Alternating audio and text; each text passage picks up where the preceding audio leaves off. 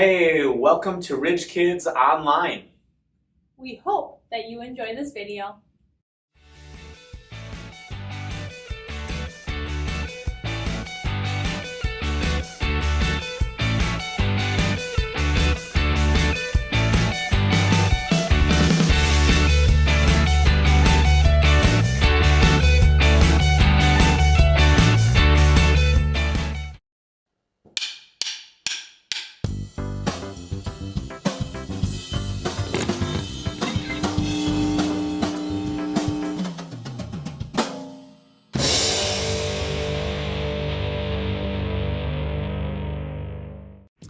What do you lean on?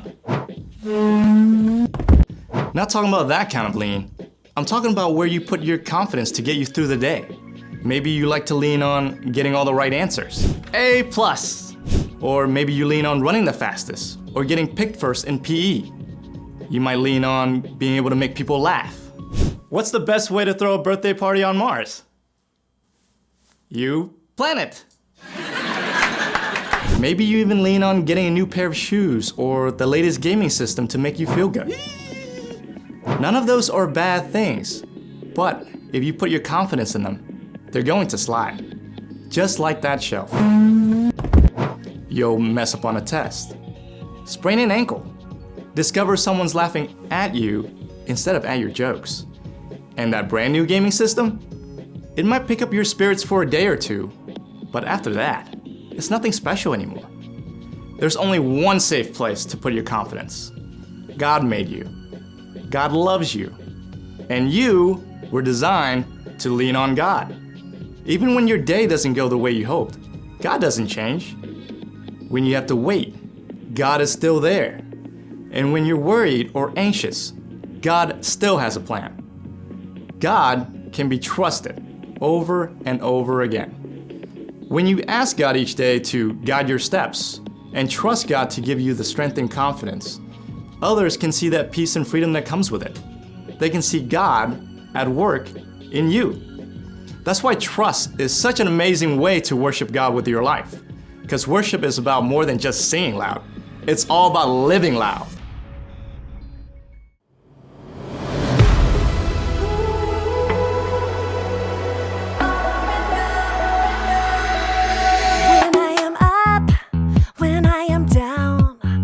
Life turns me around. Should I go left? Should I go right? Should I be walking in circles in my mind?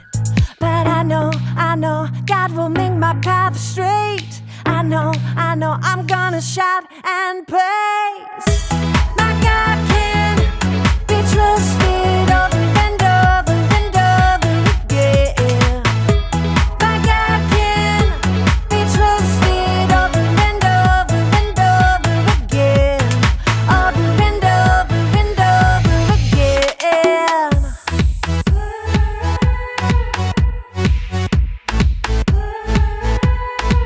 When I am up, when I am down, when life turns me around, should I go left? Should I go right? Should I be walking in circles in my mind? But I know God will make my path straight. I know I'm gonna shout and praise. My God can be trusted over and over and over again. My God can be trusted over and over and over again. Over and over and over again. I'm confident. My God can. I'm confident. My God can. I know. God will make my path straight. I know. I'm gonna shout and praise. I know. God will make my path straight. I know. I'm gonna shout and praise. My God can be trusted over and over and over again. My God can be trusted over and over and over again. My God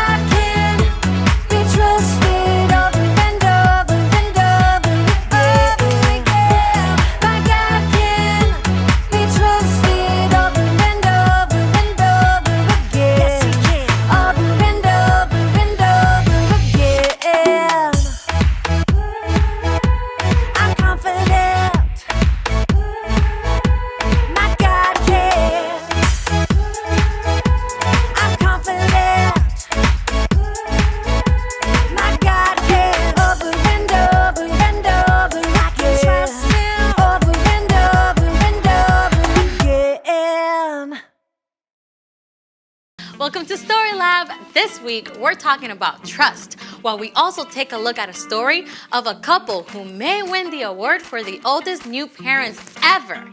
Oh, and wait for this. Wait for it.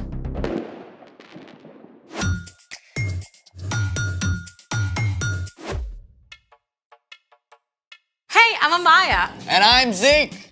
And this week, we're talking about trust, which is putting your confidence on someone you can depend on. But how do you know who you can depend on? Well, I think the best way is to look up. What do you see? The ceiling? No, imagine that we're outside.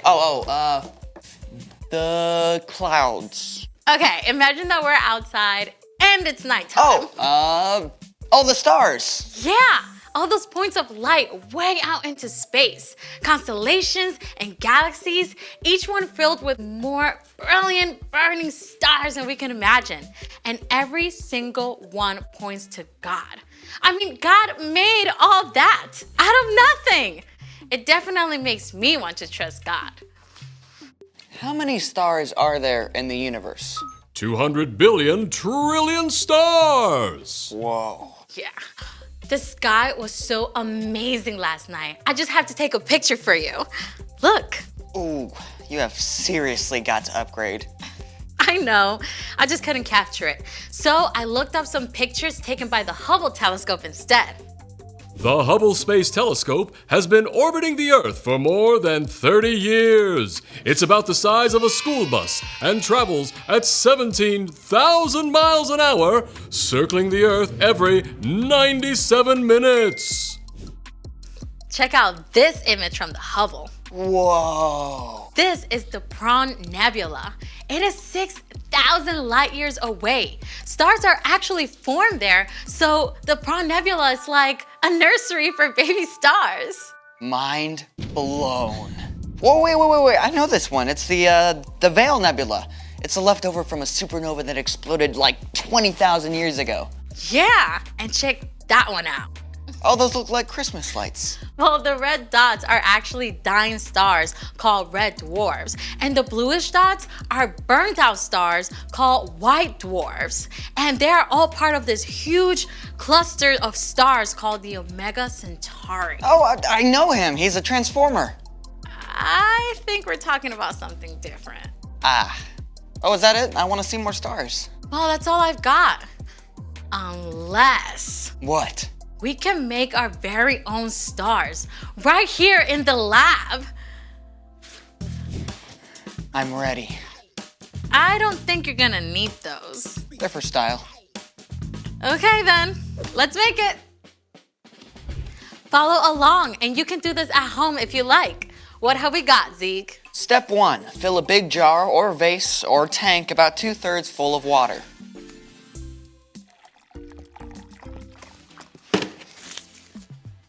Step 2, pour oil into a small bowl. Or 2, or 3.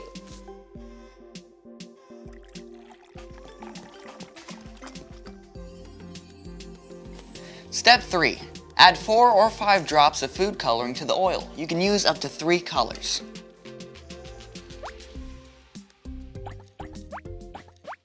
Step 4, whisk the food coloring with the oil.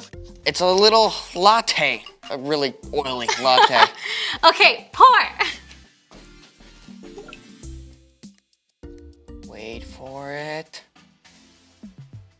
Whoa, our very own shooting stars. Oh, can we see that again? Oil is less dense than water and floats on top. Food coloring is water-based and mixes with water. Once the oil is added to water, the heavier food coloring sinks down.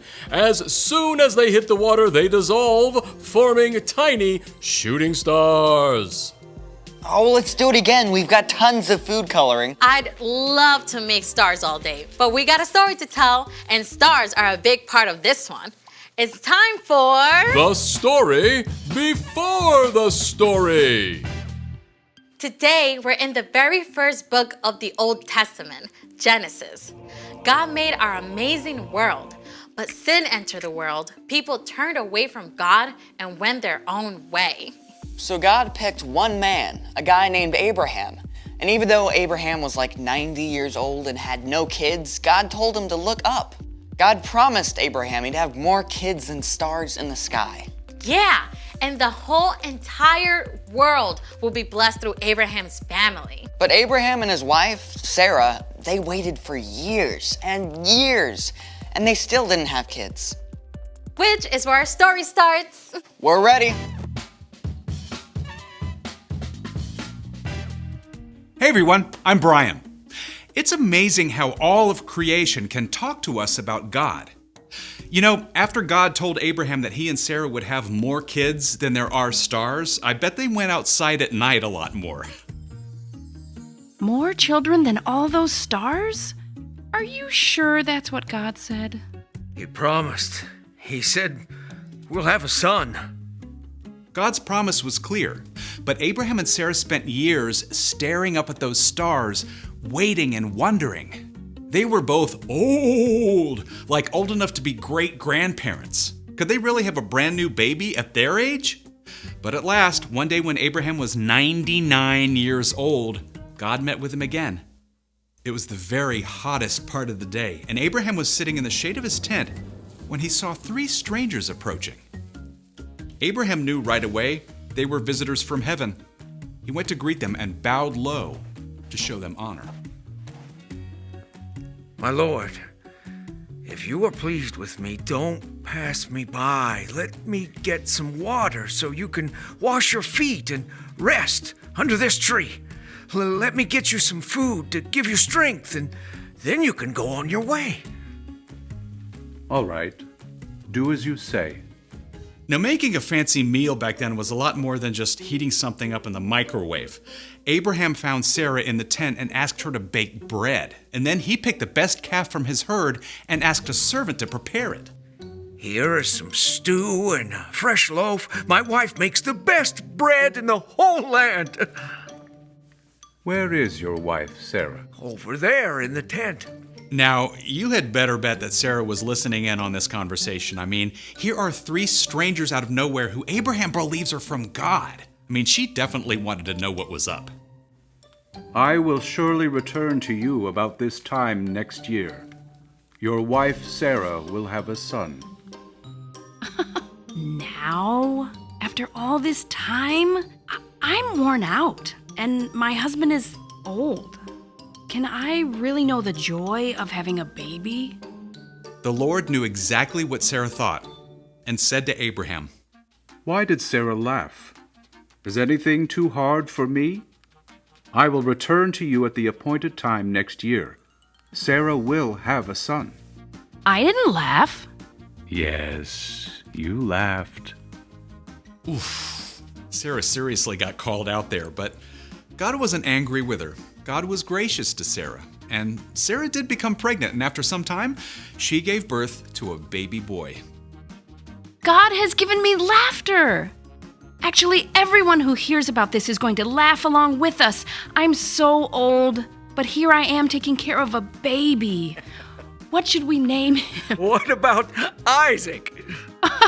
Of course, Isaac. You're going to have a big family, little one. As many as there are stars in the sky.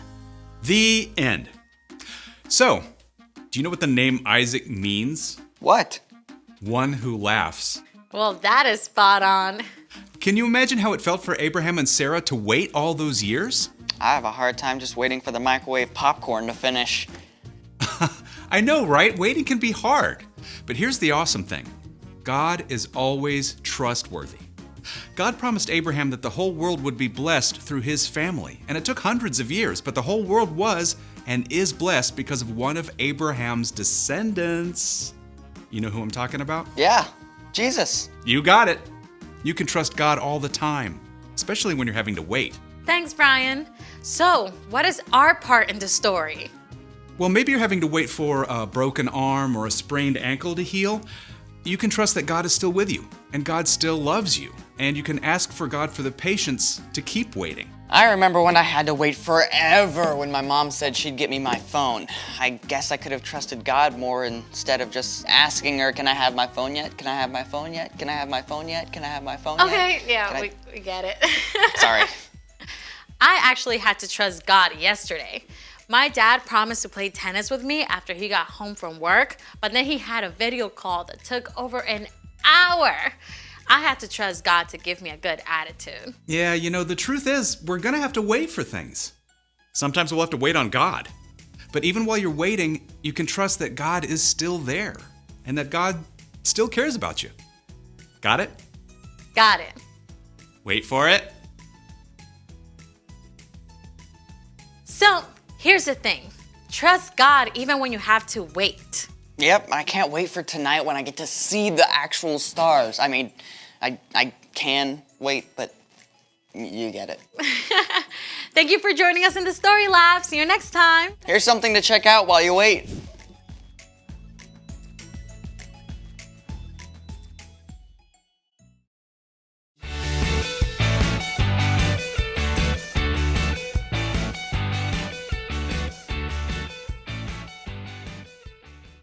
We hope you enjoyed this video.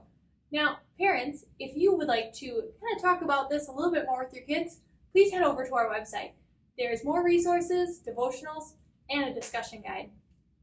And if it's your first time visiting, don't forget to click and subscribe so that you can get updates when new videos are added.